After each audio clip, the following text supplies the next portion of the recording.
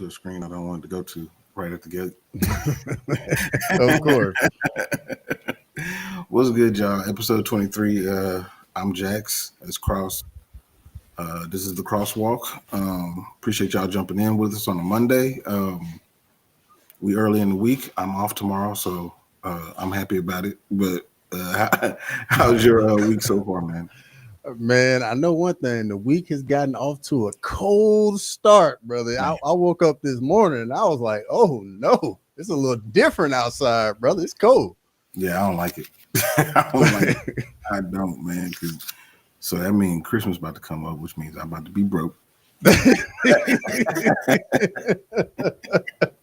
Ain't that the truth, man? But hey, I'm right there with you, man. I'm not a fan of when it gets too cold either, man. I like it. I not like it nice and warm, brother. Nice and warm. For sure. So yeah, we had a pretty decent weekend of sports and stuff. I will be honest with y'all. Like, I was not watching stuff real time. I went to my boy's wedding. Shout out to my boy Steve into Kenya. They were actually celebrating their 25th wedding anniversary. That's so dope. It was a vow renewal. So it was pretty cool, and we had a good time. Some of us, probably me, had too much fun, but sound like a good but it was time. good. Exactly. That's what you want. You know what I'm saying? But what's up, Chris Cushman? But yeah, man, let's dig into a couple of things. So I did not watch UFC Vegas 111 in real time, but we can touch on it just a little bit. I know that Bonfim knocked out my boy, who I picked. Mm-hmm. Me and you both. Yeah. But what did you see in that fight? Is Bonfim like somebody, like, is he putting the welterweights on notice, or? So I think the biggest takeaway for me in that fight was, man, how he figured out he had a plan how to deal with the range of Randy Brown, because Randy Brown's a massive welterweight, 6'3", long reach, uses a lot of footwork. But man, Bonfim just was eating him up with calf kicks, man, and really just took away his mobility. And then next thing you know, Randy Brown's like real stationary in the pocket with him. And then he lands that knee, man. In the moment, I definitely thought the stoppage was a bit early, but you could see where the fight was going. Like, Randy Brown wasn't really landing too much, and every time Randy would like stop and plant his feet, calf kick right to the calf every time, and you just could see it just adding up, and it pretty much was like we knew pretty much how it was going to go, if we're being honest. Mm-hmm. Yeah, no, that makes sense. But is Lord of the Pies saying, is my audio tripping? I don't know who it is. Mine is. Let's see. Okay. Well, he said we good, so we good. Yeah, but like looking at the highlights and stuff like that, that's what I saw. And it just didn't seem like it was necessarily a close fight, but like at the same time, like it seems like Randy Brown gets to the edge of contention and just can't get over the hump. But do you think Bonfim is somebody that the welterweights really need to be taking notice of?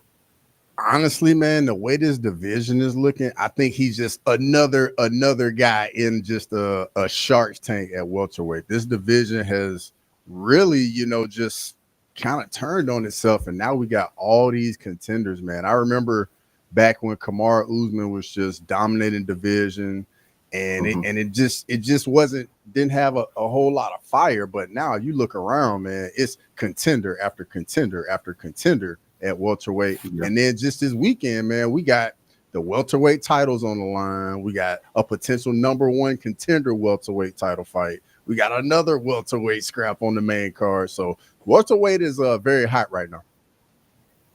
Yeah. Grimy said Brown's a good fighter to test prospects with. So that sounds like gatekeeper to me. Yeah. And that's real unfortunate for him. But on to the bigger thing when it comes to the UFC, UFC 322 coming up soon this weekend. I know you sent me a message about the Zhang Weili and Shevchenko fight. Seems like you're pretty excited about that. Yeah, I mean, I think we touched on it. Maybe I can't remember what episode of Crosswalk we touched on, but you reminded me that I said something about this fight happening like early in the year. So pretty much when Shevchenko got her belt back, like I pretty much was ready for it because for me, Wei Lee had pretty much already cleaned out the division. She had done everything she needed to do, and just for like I feel like for women's MMA to take that next step, like it was time for a super fight. Yeah. Yep. Agreed. I mean, there wasn't really much left for Jean Weili to do down there. And honestly, she kind of getting Shevchenko at the best time because I think that Shevchenko's, if anything, has started to regress. It's actually her striking. And it's not necessarily that she can't do it, is that I don't know if she's confident in the fact that she can keep up with the speed of everybody that she's fighting. So she resorts to her grappling, which I mean, it got her the belt back, so hard to argue. But yeah, man, I think that Zhang Weili is coming in at the right time for her. But let's look at a couple of these fights. We could stay right there. Actually, who do you have in this fight? Like, how do you think this is gonna go? So I'm gonna be honest, man. I really like both ladies. I'm a huge Wei Lee fan, man. Her first fight with Joanna Jędrzejczyk is one of my favorite fights ever. Um, I'm curious to see how her physicality plays out at flyweight with Valentina. I know Valentina is not a massive flyweight, but even still, like moving up a division, and I know the 10 pounds with women probably matters a bit more than it does on the men's side. I think it's gonna be a lot of fun. I think Wei Lee's gonna be on the front foot. Valentina's gonna look to counter and use her grappling. And I think both of them are so well rounded, man. Wherever this fight goes, it's gonna be super competitive. And I think it's gonna be one of those fights where it can go either way. And I wouldn't even be surprised if we get like a razor close split decision in this one. But I am leaning Wei Lee. I'm leaning Wei Lee too, man. I actually am. I feel like this is when you got two people, with this type of, who are this caliber, these type of champions. I think that you have to split hairs to kind of figure out where it's going to go, and I really think this is where Shevchenko's age is going to start to show. Her speed is not going to be able to match Zhang Weili's speed. Now, mind you, like you said, Shevchenko is going to be the bigger woman. I mean, Shevchenko fought at 135, so like I don't think that Shevchenko could ever make 115. So I know she's going to be naturally the bigger woman, and she's going to try to force the grappling exchanges, but Zhang Weili is able to defensively get out of those. And I think that Zhang Weili can beat her to the punch, period. Like, I just think that she's faster. So I think Zhang Weili wins 3 rounds.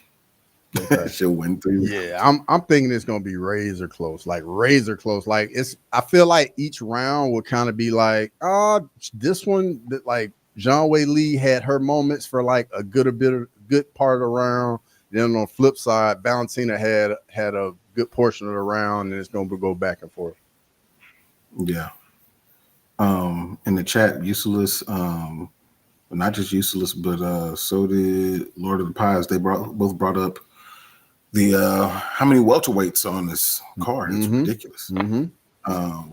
Obviously, you got the title fight, JDM against Islam. You got Sean Brady versus Michael Morales, Leon versus Carlo Prates. I mean, they're all over the place. Like, obviously Shavkat is left out of this, due to injury or whatnot. But I mean, is this surprising to you that they had so many dang welterweights on one card?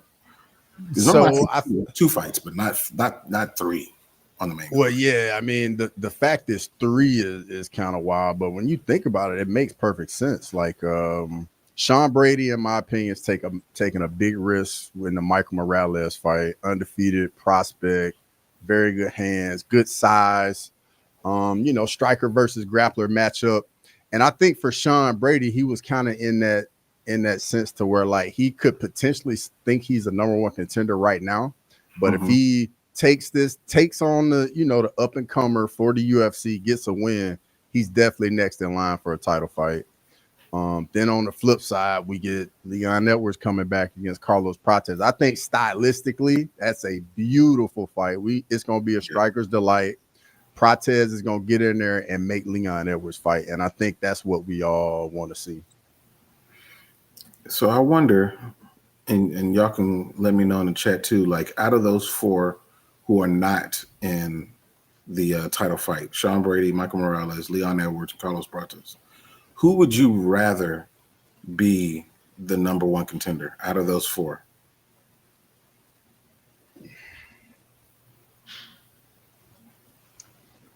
It's tough. So I'm gonna go at it like this. If Islam wins, I think the fight with him and Brady would be a lot of fun, just from the grappling and the scrambles and all that. I think that would be a lot of fun. But then on the flip side, JDM versus either Michael Morales or Carlos Prates would be bangers, absolute bangers. Yeah, that's true. Islam, if Islam wins, I agree that the Sean Brady fight would be very, very interesting, especially considering the fact that Islam's camp already has a lot of information on Sean Brady based on when Bilal fought Sean Brady previously. So they know, a lot about him. So that'd be an interesting chess match. I do want to see Carlos Prates getting there with JDM though. That's the one that I really want to see. I think Michael Morales is very good, obviously, clearly, but I still feel like I've seen a lot of good things from him, but like I'm still waiting on a more of a signature finish, even though his last fight was a finish. More of a signature finish. I don't know what it is. Maybe it's the zestiness. I don't know what it is, but I need one more thing from him, to see, are you ready for that? But Carlos Prates, man, he's a star in the making. I think that's the fight that I really, really want to see at the top of the food chain. Yeah, I can't even argue with you on that one. I know that would be must-see TV. The issue with Prates, though, is like he's probably behind the winner of Bilal, Ian Gary. Yeah, and definitely Ian Gary, because he beat him. Yeah. Is there a sleeper fight on this fight or on this card that kind of stands out to you? A sleeper. Bro, it's a few sleepers, if I'm being honest with you. But Neil Dariush BSD is a sleeper. That's gonna be a banger because BSD is just so reckless. Always comes to fight. That's gonna be a banger. Freaking Roman Kopylov, RoboCop is gonna be a banger. Somebody's getting knocked out in that one. And then my other one is Malcolm Wellmaker, Cody Haddon. I think is gonna be another good one too. Yeah. Do you think that Malcolm can continue this knockout string that he's had? Well, I know one thing. It's going to be a nice little step up in competition for him. I think the matchmaking here is real nice. And hey, I would love for Wellmaker to get another finish. I'm going to be honest.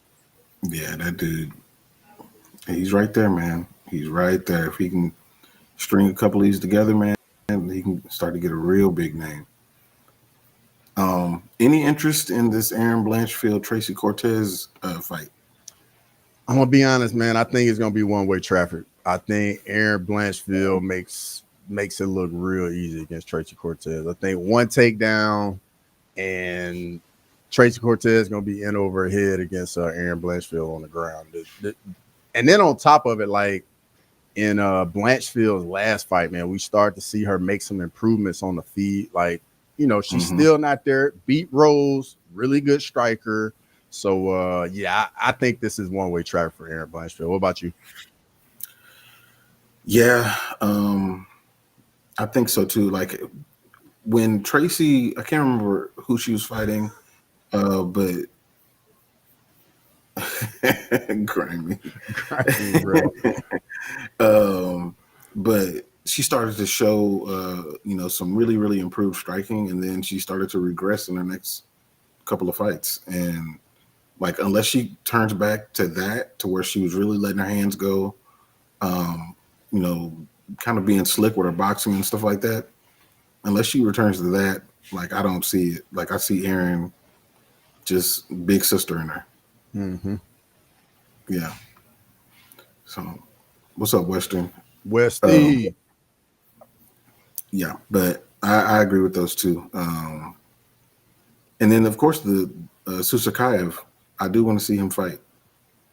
He's got a arrogance about him that's very intriguing. Mm-hmm. Against Eric McConaughey. Bro, his whole thing about like coming off Contender Series and then fighting that weekend of the same week was crazy, and that definitely got some eyes on him, and hopefully he can keep the momentum going. Yeah, it almost backfired on him too. Boy, he was in some serious trouble in that fight. Chris Cushman said Aaron's going to sub her or ground and pound TKO. Yeah, the same way I'm seeing that one. Yeah, probably so. Unfortunately for Tracy. Tracy's definitely somebody that could benefit from a atomweight division. She could have made that. All right, let's talk about some football a little bit. Let's not do that one. Let's go to college football. Let's talk about college football. So I noticed that the Alabama Crimson Tide did win their game against the Louisiana State University Tigers, but I also noticed that that offense wasn't clicking like I thought it was, to be manned by somebody who's top tier in the Heisman race. Now I know you didn't watch the whole game. So what did you take away from that game? I took away from it, like this is part of the process, man. You got to win some ugly games, especially in November. The temperature starts to drop a little bit. You're playing teams with big time athletes over there, and you got to win like this. I mean, I'll give you a prime example. Last year, Grimy, I know you ain't gonna like this, but Ohio State, bro, they lost to Michigan and they just went on a run. And you were like, how did this team ever lose a game? They just went through everybody. So I mean, you got to be playing your best football at the end of the year. Get your guys healthy, but you're gonna have games like this where it's gonna look ugly. It's not gonna be pretty, but you just gotta find a way to win. So I'm glad we got through it. And we got another big game this weekend, man. We welcome Oklahoma into town and looking for a bit of revenge after they pretty much knocked us out of the playoffs last year. So, and their back's up against the wall too. It's a must win for them. So it's going to be a big time game this weekend. Yeah, man, y'all got a crazy schedule. Crazy. But I mean, once y'all get through y'all schedule, that's why y'all normally end up at the top of the rankings, because you went through hell to get there. That makes sense. As a matter of fact, let's look at the standings, the AP standings. I don't know if you've seen the full AP top 25. Yeah, I definitely saw as soon as it came out yesterday. You know what's important though is right there, number 10, the University of Texas Longhorns, and snuck back into it right behind Notre Dame with their 2 losses. Got Texas Tech. A&M is at 3, so there's a lot of Texas teams up here. Now, mind you, ain't none of these 3 Texas teams going to have anything to do with the national championship, I'm telling you now. But it's going to be interesting as we get closer to the college football playoff. But who out of these top 10 do you think are frauds? I'm not gonna say a fraud, but I will say this about their ranking. Like, and maybe somebody in the chat can help me understand. I don't get why Notre Dame's at number 9. They don't have a big time win over anybody. Like their best 2 parts of their resume are literally their 2 losses to A&M and to Miami. So I mean, I get it. They've run the table since those games. I get it, but that them being number 9, I just don't get it. Like, they just don't have the wins that kind of just like, all right, that those 2 wins are good. I mean, I know they got the win over USC, but I mean, I don't know. I don't know. And then on top of it, just like you were speaking about your team, Texas got everything in front of them. Like they still got Georgia this weekend on the road, and then got A&M at home into the season. So Texas is definitely, they control their own destiny. So your boys are definitely not out of it.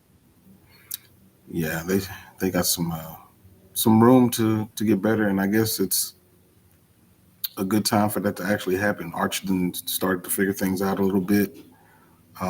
But yeah, Georgia's a massive test, and if you beat the number 5 team in the nation, that's gonna get you a long way towards getting a spot in the playoff. But I agree, Notre Dame. Yeah, they just haven't put enough on paper. But Grimy has said, what did he say here? He said, "I can help you out, Catholic money." Yeah, I mean, I guess so. Of course, we all know this.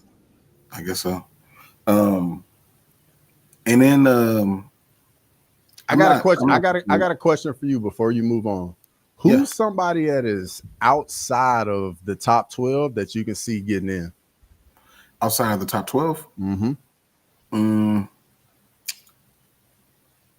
Let's see. I could see the Hurricanes getting back in. Okay. I can see them finding their way back in. The ACC is always up for grabs, and it doesn't ever really seem like there's one team that really wants to run away with it, unless Clemson is doing their thing, and they're clearly not. So yeah, I can see Miami working their way back into the top 12, especially when Ole Miss decides that they're not that good again. Utah is another good shot, Grimy, for sure. Definitely see that too. But yeah, and it might just be my internal bias for Miami, but I can definitely see them doing it though. Gotcha. Now, eventually, what I really want to see is down towards the back end back here where James Madison and South Florida is. I do want to see a North Texas Eagle back there at some point. It ain't got to be for long. Just 1 week. Just give me one. That's it. That's all I need. But we'll see. Hopefully that does happen. Okay. You see that I got the Buckeyes back there just because they're the number 1 team in the nation. I got to put them up there. Grimy definitely not gonna like that. Just out of respect.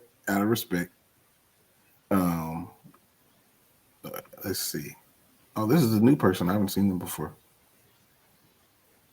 Hey, are you familiar with them? No, I haven't seen that. I haven't seen that name. Welcome to the chat. Good to have you in here. Yeah. Grimy said, if Michigan beats OSU, do they get top 10? Where's Michigan right now? Can you Michigan? Let me see. Let's go back to it real quick.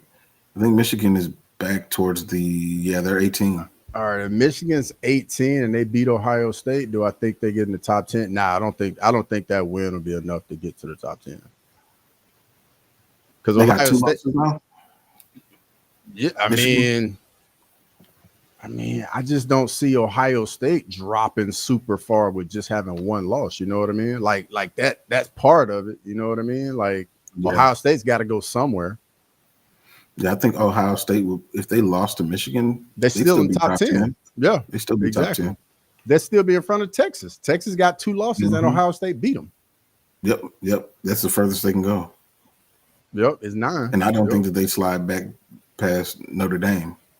So they'd still be in the top 10. So it's almost like you got to take somebody out.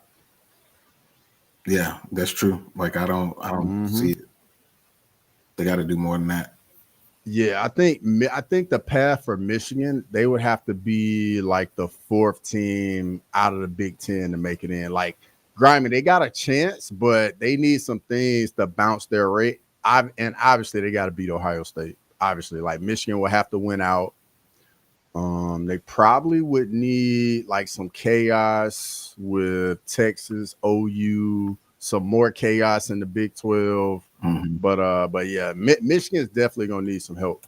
Yeah, it's possible, but it's a long road to get there. Mm-hmm. That's for sure.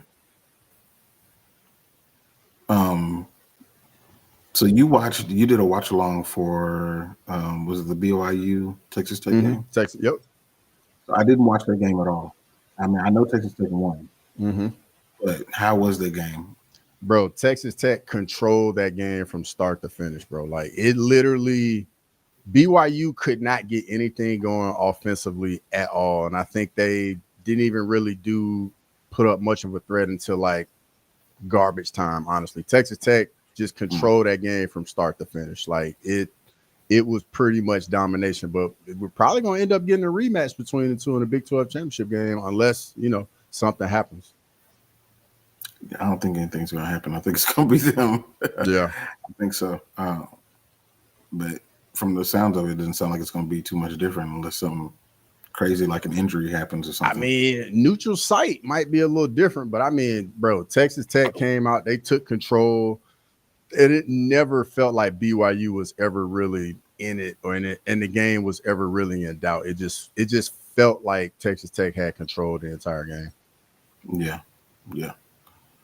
Oh, so another thing I was going to ask you about when it came to college football was the Heisman race. So I talked about it earlier about Ty Simpson, not exactly lighting it up in his game against LSU, and then you got Francisco Mendoza.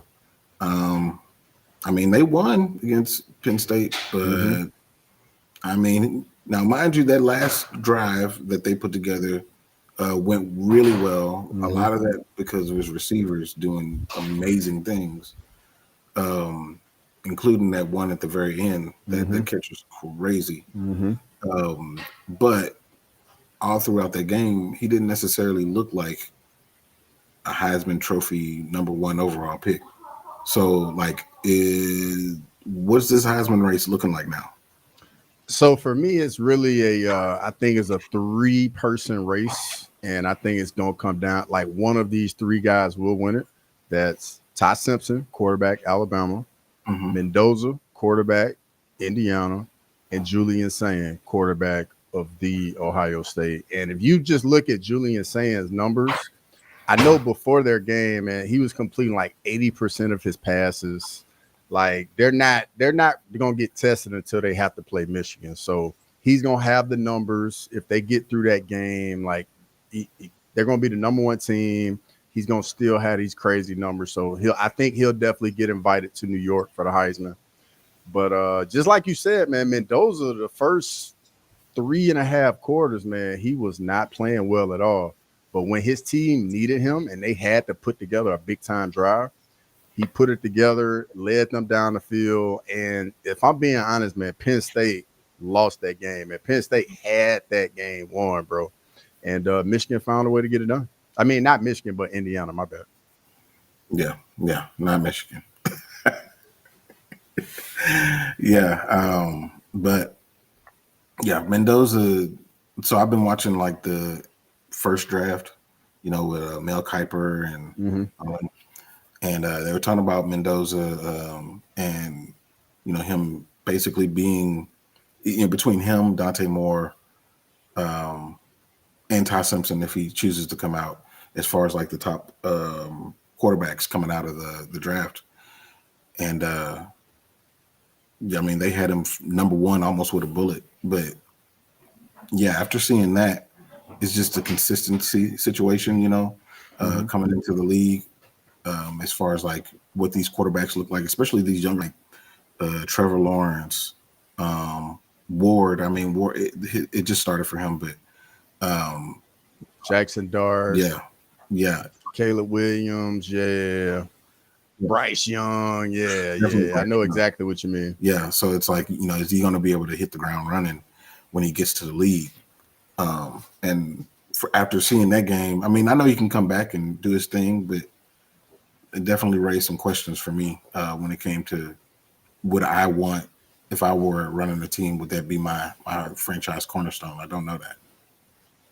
So if I'm looking at the quarterbacks that probably going to come out this year or that could come out, I think this is going to be one of the weaker quarterback drafts we've had in a while because I don't think any of the guys coming out this year anybody like more than than the guy at Tennessee, Ward. Like everybody loved Ward when he was coming out of Miami. I don't think there's another guy like him in the draft. Like, I'm biased. I like Ty Simpson, processes information well, gets you into the right play. But if there's one little thing with Ty Simpson, in my opinion, his deep ball accuracy isn't the best. And if you can get to him a little bit, like, the accuracy can go down, but I mean, that's most quarterbacks. Yeah. But I think not this year's draft, but next year's draft is going to be very good for quarterbacks next year. Yeah, I would agree. I feel for the Saints or whomever is the Jets that are trying to get a quarterback out of this draft, it's going to be interesting. Because, I mean, I don't know. Well, hopefully he doesn't, but Lenore Sellers better go back to school. But I do think that if he went into the draft, he'll still get picked in the first round. Do you think he's ready? It's only because of his skills. It's only because of his skills. It ain't got nothing to do with what he's done. Yeah. They're just going to look at him and be like, ooh, Cam Newton. It's like, no, I don't know about that. Yeah. I think he definitely needs some more development. Just like processing information, getting the team in the right play, getting the right protections. Like, believe it or not, most of that position, most of it is from the neck up. Yeah. Yep. So speaking of quarterbacks in the NFL, it's interesting as far as like the top quarterbacks in the NFL and where their teams sit in the NFL. So if I were to say, give me the top 4 quarterbacks in the NFL, bro, I'm gonna be honest, man. Nobody really just jumps out. I mean, Dak's played well. Baker Mayfield, his team's 3-5-1. Exactly. Dak has played well. Like, you definitely been reminding me that Dak's been playing well. Baker Mayfield's been he had his little run and he kind of dropped off a little bit, but I mean, they're still in first place in the division. And then outside of that, I mean, no quarterback really just jumps off the board at you for real. Yeah, it's true. It's like the traditional quarterbacks going into this year. If somebody were to ask who are the best quarterbacks in the league, people are going to say Josh Allen, Lamar Jackson, Patrick Mahomes, Joe Burrow. Not necessarily in whatever order you want to mix them up in. That's probably the 4. I mean, I think it's pretty much unanimous that it's going to be those 4. But if you look at the playoff picture, actually, let me bring it up. The playoff picture for the AFC.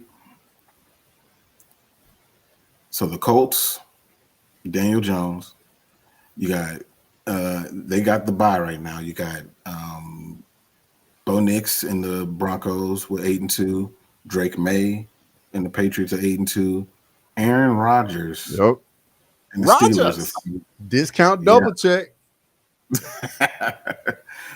I mean, and you got to really, go down the list until you start to see those 3 quarterbacks, and obviously you're not going to see Joe Burrow on there because of injury or whatnot. But like, I mean, it's very interesting that we're more than halfway through the season, and those quarterbacks, most of the time through no fault of their own, have not been able to push their team towards the top of the AFC.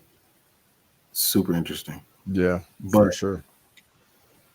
My question is, who do you think is actual out of these teams here? Who do you think is actually a Super Bowl contender? Ooh, man. Honestly, so I like the Colts because if you think about it, they're indoors. They're gonna be they're gonna be playing in friendly confines, and they got a running game. Jonathan Taylor has been toting the rock, can hit his head on the goalpost at any time, and I think having a run game, controlling the clock, controlling the line of scrimmage, bro, it's a recipe since the beginning of the time with football. Run the ball, be physical, play defense. It's a really good recipe, and it always wins, especially in the playoffs. I think my team, I still don't trust the Colts. That's but fair. I trust the Patriots a little bit. And even though they got Drake May as a young quarterback, like that dude is balling. Like he's playing like a vet. Um, I think I like them more, and the fact that I've seen the Broncos, um, and yeah, I saw them beat Dallas, but I feel like it wasn't because of Bo Nix. Yeah, Like I don't have any faith in Bo Nix at all whatsoever. The Steelers are definitely not in the mix. But like if I'm picking one team that I at this moment right now that I think would make it out of this, it would probably be the Patriots, and it's a lot because they have a total team. They I definitely got have a you. total team. I got you. Um, let's see, who do you think? So obviously, the Colts are going to have a bye and maybe have a bye and have home field. Um, and naming like the four that you think are going to have home field advantage, the four teams. Who do you think it might be? Would it be four or three? It might be three. Let's see here. So, so Denver's only in first place by one game. So them and the Chargers, man, that's still that division still a toss up. Yeah. I want to say I think the Patriots have a 2-game lead over Buffalo. And then the Colts have a 3-game lead. So the Colts are definitely gonna get a bye. I don't know, man. Like Jim Harbaugh, like him bringing that culture to the Chargers, and I do like that quarterback a little bit better than Bo Nix. But I mean, on the flip side, man, Herbert hasn't done it quite. He hasn't done anything yet in the playoffs. Yeah. This year could be the time, man. He finally takes that next step and makes something happen in the playoffs because Justin Herbert got all the physical tools that you need to be a successful quarterback, like a rocket arm, big time size, can move in the pocket a little bit, can run a little bit. And Jim Harbaugh, man, the guy just wins everywhere he goes. So I think that's a sleeper to pay attention to is definitely the Chargers. Yeah. I agree with the Colts. I think that they're gonna win the division and they may have the best record in the conference. I don't think the Broncos are going to win that division. I think that the Chiefs are going to catch them. I think the Chiefs are going to find a way to catch them.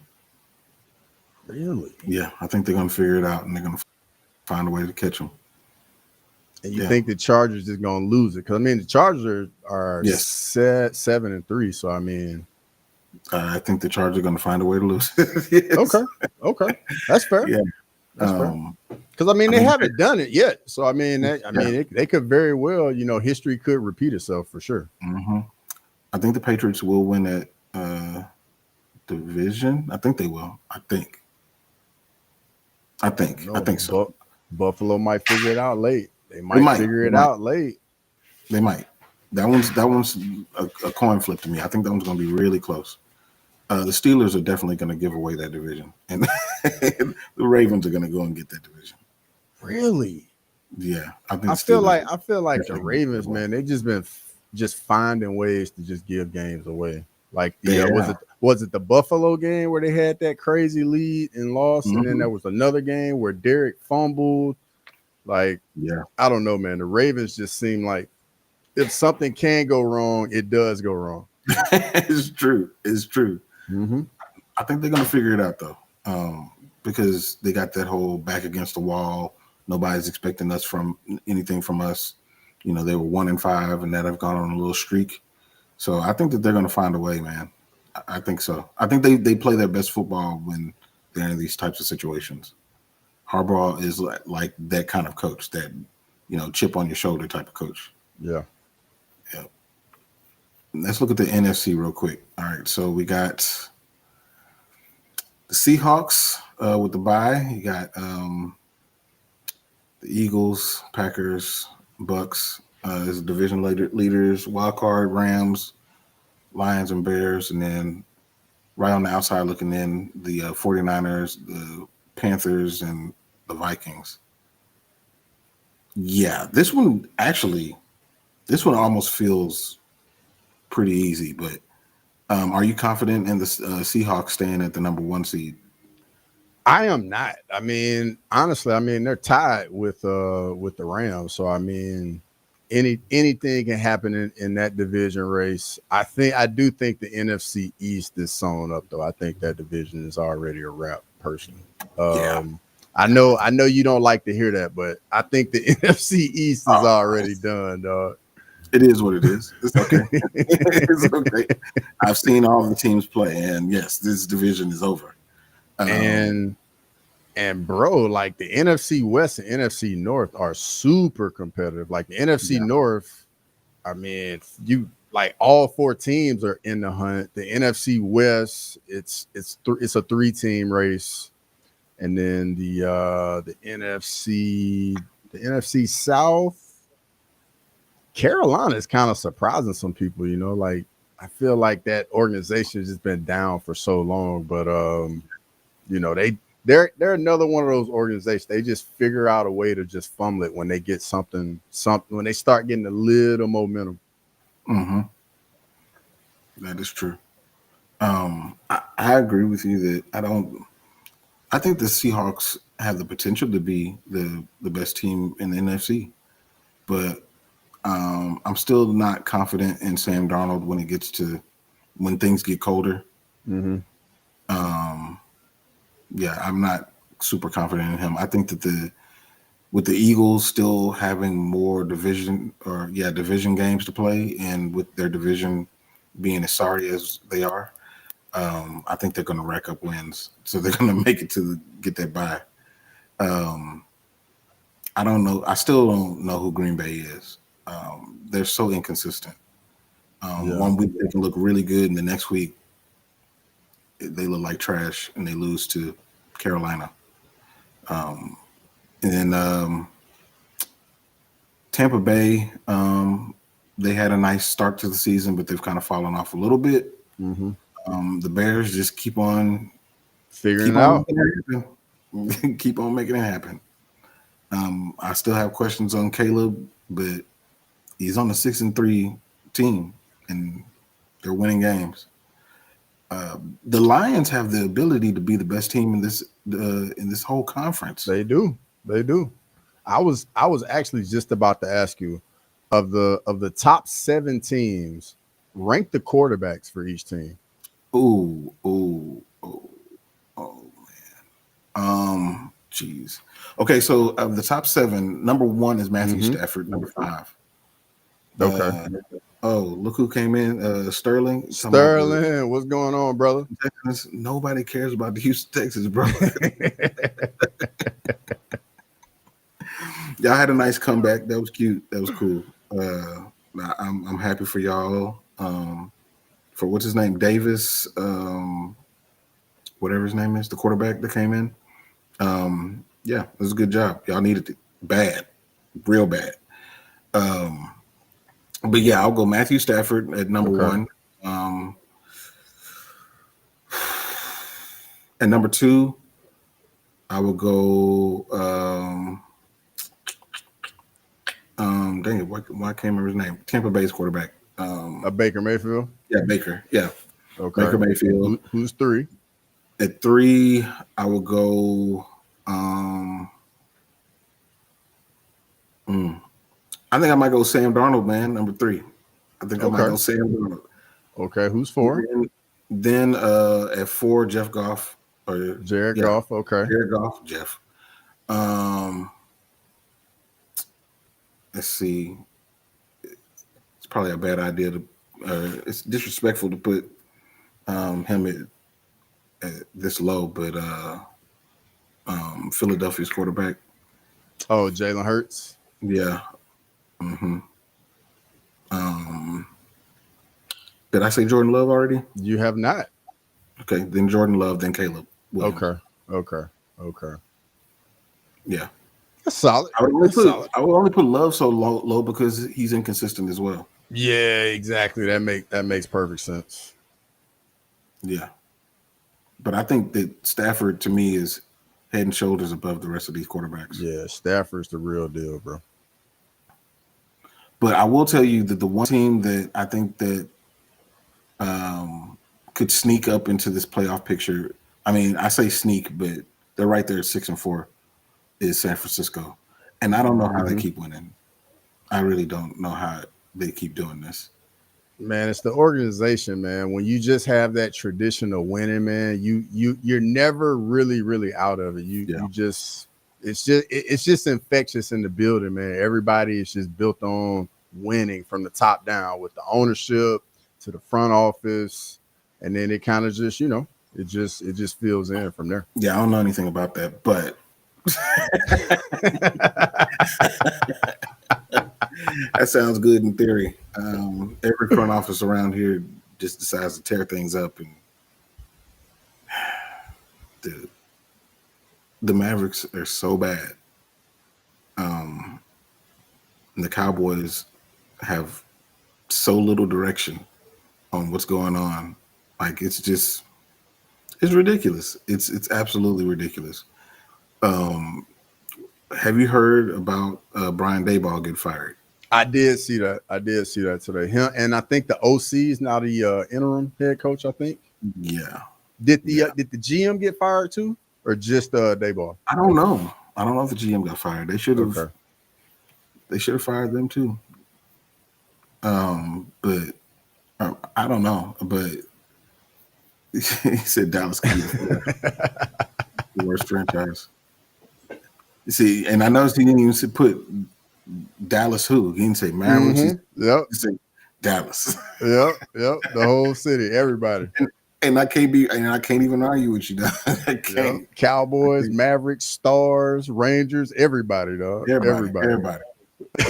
Fire everyone. Is terrible here, man. But whatever. Houston, y'all be cheating. But anyway, what was I asking you? I was asking you something about Brian Daboll. Do you think it was the right time for them to fire him? I mean, when you got a rookie quarterback that you guys drafted and you guys are trying to develop, when you're firing these coaches left and right, you are just you're hurting their development. Even if, I mean, honestly, with Daboll, with him having a rookie, you got to see it through. You got to see it through, because who knows? Like, Jackson Dart may get hot at the end of the year, and now you on a roll. You know what I mean? And now when you get rid of the one voice he's known in the NFL, and now you trying to bring somebody else in, you can definitely stunt his development. So I don't like the timing, but I mean, hey, those decisions are definitely above my pay grade. Yeah. I wouldn't have fired him then.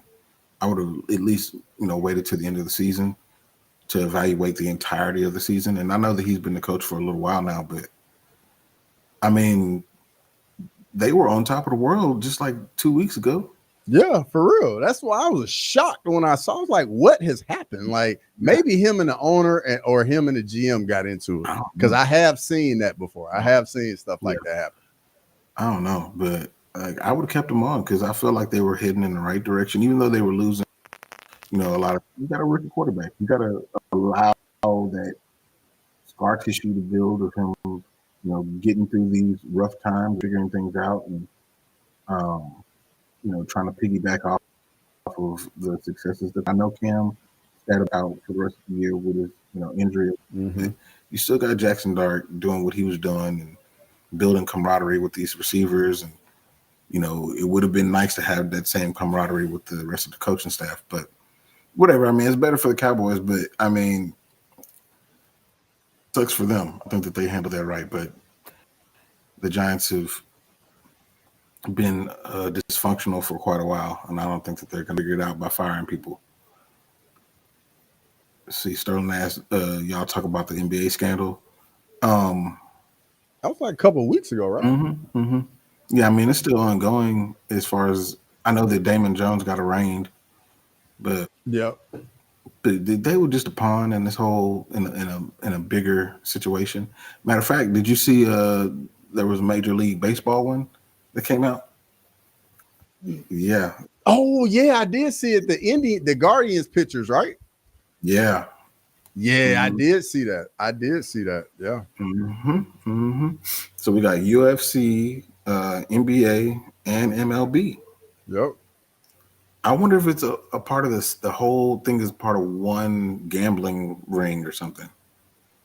I mean that wouldn't shock me at all because man, like organized crime and they got their hands in everything, brother. Everything. Yeah, that would be crazy. I don't know. I think that from everything that I've heard, the things that I've listened to, it really sounds like Chauncey Billups was kind of a pawn in the whole situation. He was just part of it. I think Kevin Garnett came out and said that he was invited to them games too. Yeah. He's like, I didn't do nothing. I just came and play cards. I don't know. And bro, like I even a couple of years ago, I actually no. I wasn't at any of them, but I definitely knew about some poker games with some NBA guys in a former place I used to live, brother. I randomly ended up like meeting this one guy, and that kind of was what he did. So yeah, I definitely heard. Yeah, I definitely heard a little bit about some of that a few years ago. Oh, okay. Yeah. Y'all heard it here first. This shit is real.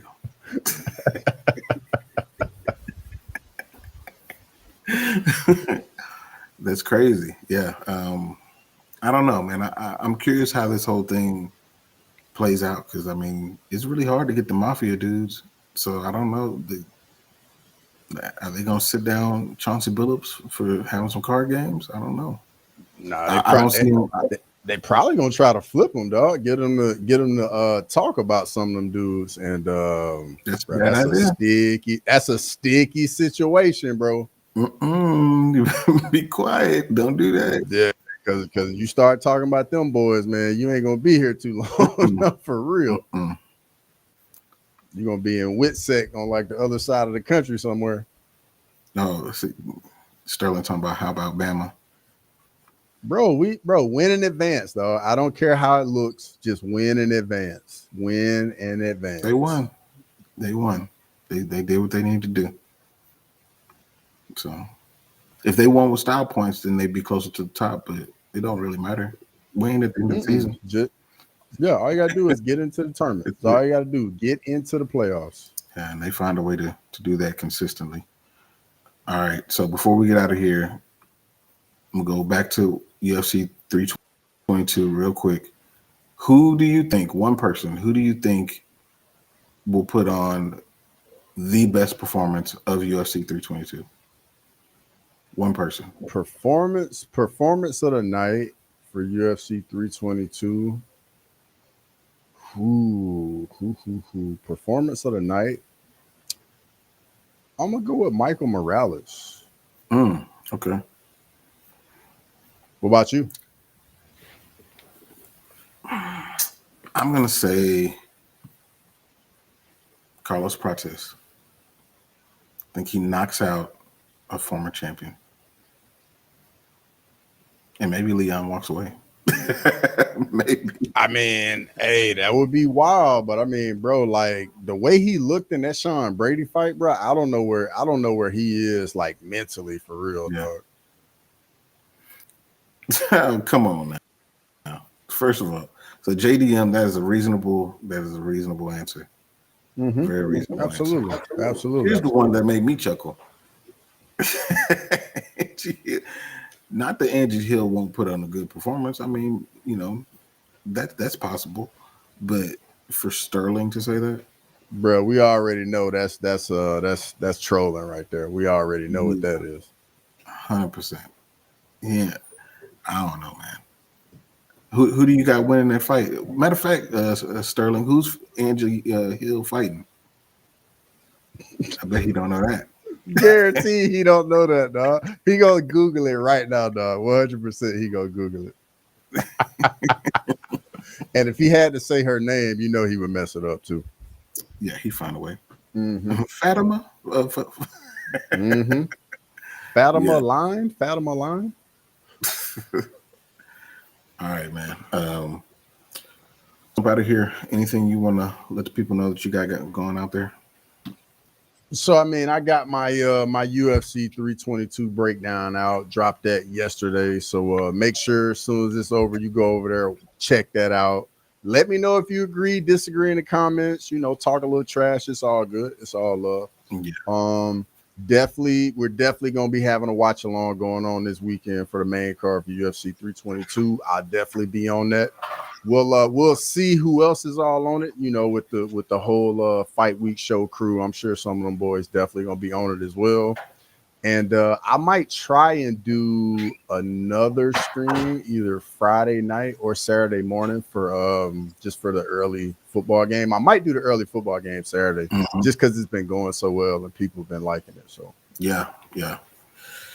So last week I put up the lightweight GOAT slide rankings. Yeah, bro. I like those videos, man. I like those videos. Real talk. They're really fun to do. So me and we about to be done. Yeah, Olin, brother. Yeah. But if y'all haven't checked out the slide rankings, make sure y'all jump on. It's me and Jordan, the Rambling Dad. We do the lightweights, the best lightweights of all time, and Habib's not number one, so y'all need to go check that out.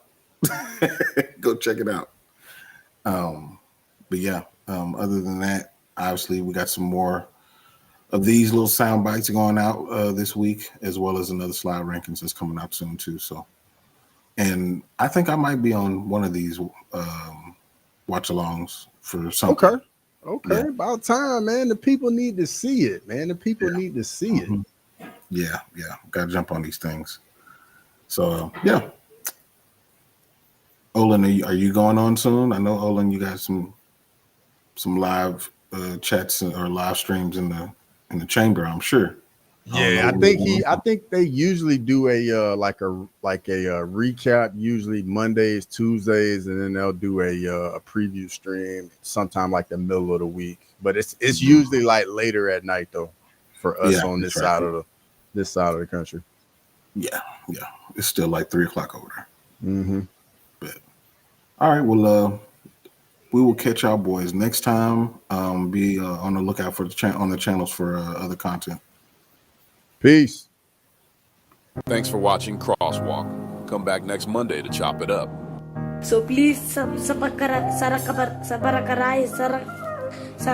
whatever